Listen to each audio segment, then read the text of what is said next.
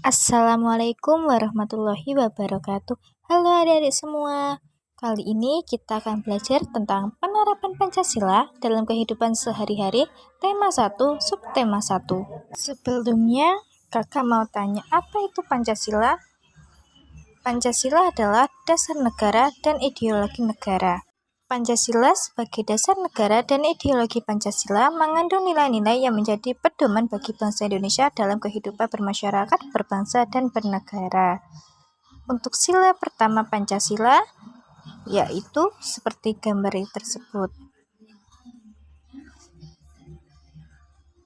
Sila pertama Pancasila, aktivitas ibadah pada gambar tersebut termasuk contoh perilaku mengamalkan nilai Pancasila sila pertama.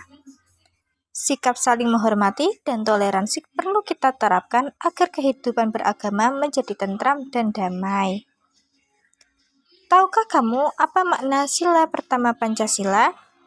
Ketuhanan Yang Maha Esa mengandung arti bahwa masyarakat Indonesia mempunyai kebebasan untuk menganut agama dan menjalankan ibadah sesuai dengan ajaran agamanya.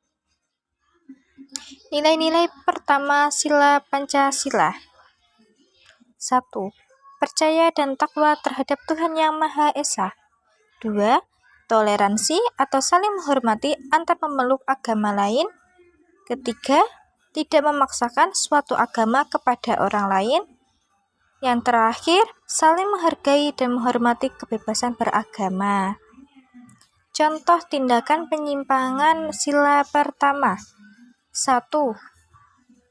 Durhaka pada orang tua. Kedua, perusakan tempat ibadah. Yang ketiga, munculnya aliran-aliran sesat. Yang keempat, menghina agama lain.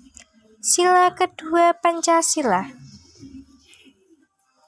Sila kedua yang berbunyi kemanusiaan yang adil dan beradab mengandung arti bahwa masyarakat Indonesia diakui dan diperlakukan sesuai dengan harkat dan martabatnya sebagai makhluk ciptaan Tuhan Yang Maha Esa yang sama derajatnya, sama hak dan kewajibannya tanpa membedakan agama, suku, dan ras. Contoh tindakan penyimpangan sila kedua. Yang pertama, melakukan tindakan semena-mena kepada orang lain. Yang kedua, cuek terhadap penderitaan korban bencana alam. Yang ketiga, tindakan korupsi yang mendapat hukuman ringan. Yang keempat, tidak menjaga perdamaian. Sila ketiga Pancasila. Makna persatuan Indonesia dalam sila ketiga Pancasila adalah suatu wujud kebulatan yang utuh dari berbagai aspek kehidupan yang meliputi ideologi, politik, sosial, budaya, dan pertahanan keamanan yang semuanya terwujud dalam suatu wadah yaitu Indonesia. 3. Pancasila. 1. Menempatkan kesatuan persatuan serta kepentingan dan keselamatan bangsa di atas kepentingan pribadi atau golongan. Yang kedua, cinta tanah air dan bangsa Indonesia. Yang ketiga, bangga sebagai bangsa Indonesia. Yang keempat, rela berkorban demi bangsa. Contoh tindakan penyimpangan sila ketiga. 1. Terjadi perselisihan sehingga terpecah belah. Yang kedua, menyebarkan fitnah. Yang ketiga, menghina budaya daerah lain.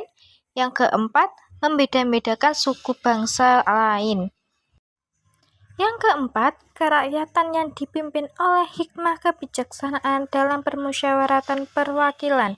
Sila keempat mengandung makna pemerintahan dari rakyat, oleh rakyat, dan untuk rakyat dengan cara musyawarah untuk mencapai kata mufakat. Musyawarah merupakan salah satu upaya memecahkan suatu persoalan bersama dengan sikap rendah hati. Nilai-nilai yang mengandung dalam sila keempat. Yang pertama, mengutamakan kepentingan negara dan masyarakat. Yang kedua, tidak memaksakan kehendak kepada orang lain. Yang ketiga, mengutamakan musyawarah dalam mengambil keputusan untuk kepentingan bersama. Yang keempat, menerima dan melaksanakan hasil musyawarah dengan rasa tanggung jawab, serta melakukan musyawarah dengan akal sehat dan sesuai dengan hati murni yang luhur. Contoh sila keempat yaitu musyawarah untuk kemajuan sebuah desa. Dan yang terakhir yaitu keadilan sosial bagi seluruh rakyat Indonesia. Sila kelima Pancasila bermakna tujuan bangsa Indonesia adalah terciptanya masyarakat Indonesia yang adil dan makmur secara luhur dan batin. Keadilan merupakan salah satu tujuan negara Indonesia sebagai negara hukum.